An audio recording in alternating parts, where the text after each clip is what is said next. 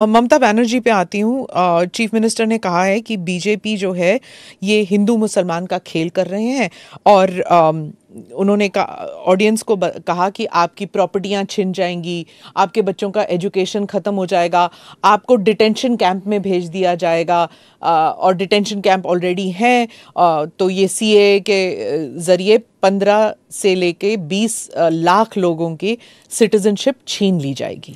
देखिए, मैं ममता जी को करबद्ध निवेदन आपके इस कार्यक्रम के माध्यम से करना चाहता हूं।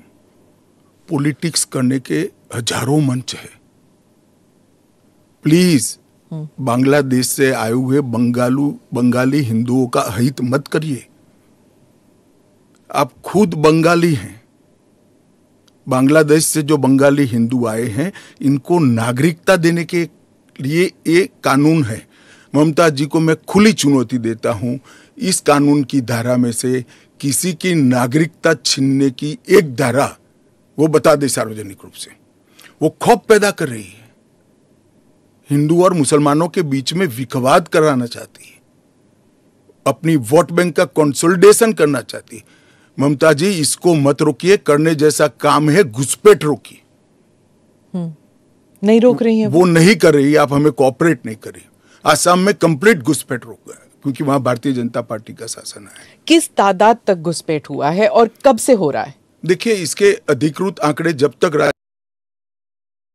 कोऑपरेट न करे, ढूंढना बहुत दिक्कत होती है क्योंकि कलेक्टर के हाथ में पूरा मसनरी। और डिटेंशन कैंप की बात, अगर वो दिन दूर नहीं है जी, वो दिन दूर नहीं है कि वहां पर भी भारतीय जनता पार्टी की सरकार आएगी और हम इसको कड़ाई से रोकेंगे। इसीलिए तो आपको चाणक्य कहते हैं पॉलिटिक्स। नहीं, मैं मानता हूं कि अगर इसी प्रकार की पॉलिटिक्स आप करेंगे, इतने महत्वपूर्ण राष्ट्रीय सुरक्षा के मुद्दे के साथ अपीसमेंट की पॉलिटिक्स कर घुसपैठ होने देंगे, जो शरणार्थी आए हैं उनको नागरिकता देने का विरोध करेंगे, तो जनता आपके साथ नहीं रहेगी।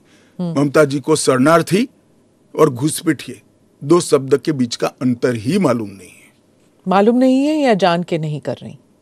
अब मैं तो जो बोलती है वो सच मानता हूं, इसलिए कह रहा हूं मालूम नहीं है। डिटेंशन कैंप के बारे में बताइए, इसके बारे में बहुत गलतफहमी आ रही है। ऐसा है, आप स्मिता जी इतनी जागरूक पत्रकार है, देश की जानी मानी पत्रकार है, आप भी स्वयं एक बार सीएए को पढ़ लेती, इसके रूल्स को पढ़ लेती, तो मालूम पड़ता इसमें डिटेंशन कोई कैंप की प्रोविजन ही नहीं।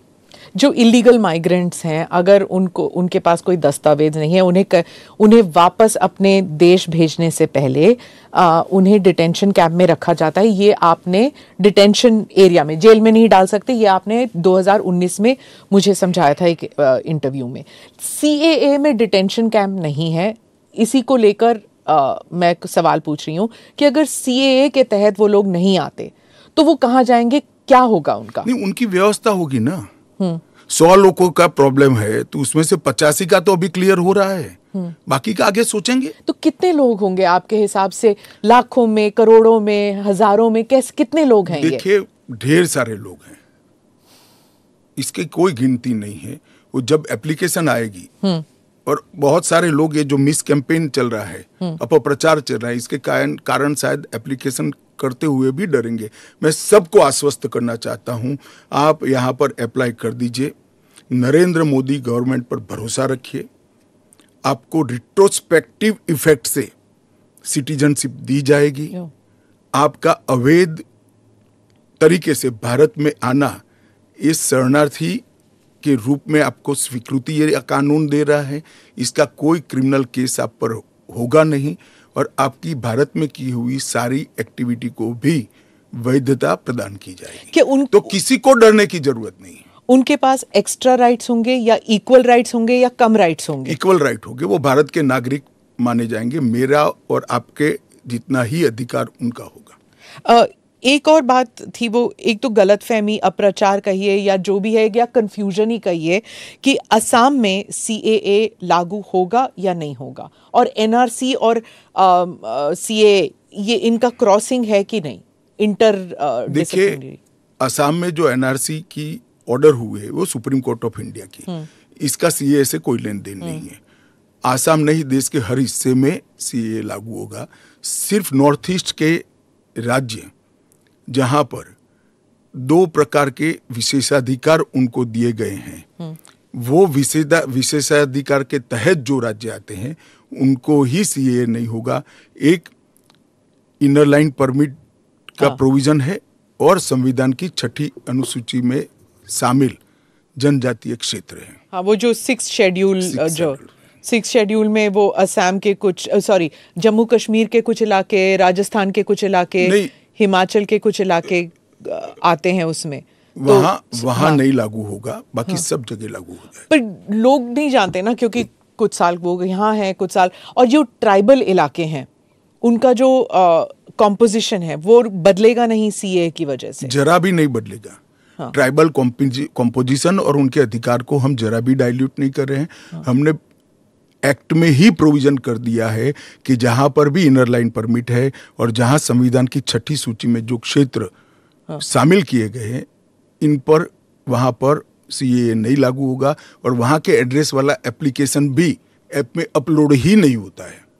तो लागू होने का सवाल ही नहीं आता है। और एक्ट में ही प्रोविजन है, मगर हमने एप्लीकेशन में भी वो एरिया को एक्सक्लूड कर दिया है। कोई अप्लाई करेगा भी वो वहां से तो नहीं, ऐप ही नहीं खुलेगा।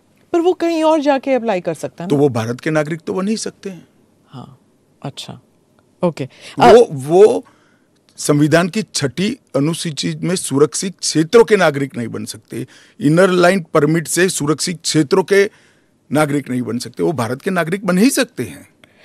आपने कहा हर जगह लागू होगा।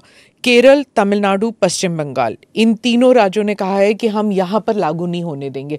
क्या उनके पास ये अधिकार है कि वो लागू नहीं करने देंगे? वो भी समझ रहे हैं कि उनको अधिकार नहीं है। हमारे संविधान के अनुच्छेद 11 में संसद ने नागरिकता के बारे में कानून बनाने का अधिकार केवल और केवल भारत की संसद को दिया गया है। एक केंद्र का विषय है, केंद्र और राज्यों का साझा विषय नहीं है। तो नागरिकता के बारे में कानून और कानून का इम्प्लीमेंटेशन, वो दोनों हमारे संविधान की 246/1 अनुच्छेद के माध्यम से इसको शेड्यूल 7 में डाला गया है, जो केंद्र की, इसकी तमाम शक्तियां केंद्र को दी गई है। पर जैसे वेरिफिकेशन वगैरह है, पूरा जो ग्राउंड पे तो चेकिंग होगी ना, वो सब तो स्टेट गवर्नमेंट ही करेंगे। क्या वेरीफाई करना है? सिर्फ पोर्टल के थ्रू? वो तो इंटरव्यू में लेकर आएंगे कि मैं बांग्लादेश से आया हूं, देखिए मेरा पुराना डॉक्यूमेंट है।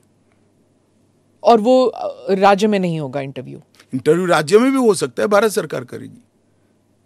तो कोऑपरेशन की जरूरत नहीं है, क्योंकि ये करना ही होगा। मैं मानता हूं चुनाव के बाद सब कोऑपरेट करेंगे। ये पॉलिटिक्स के लिए गलत प्रचार कर रहे हैं, अपीसमेंट की पॉलिटिक्स। और क्या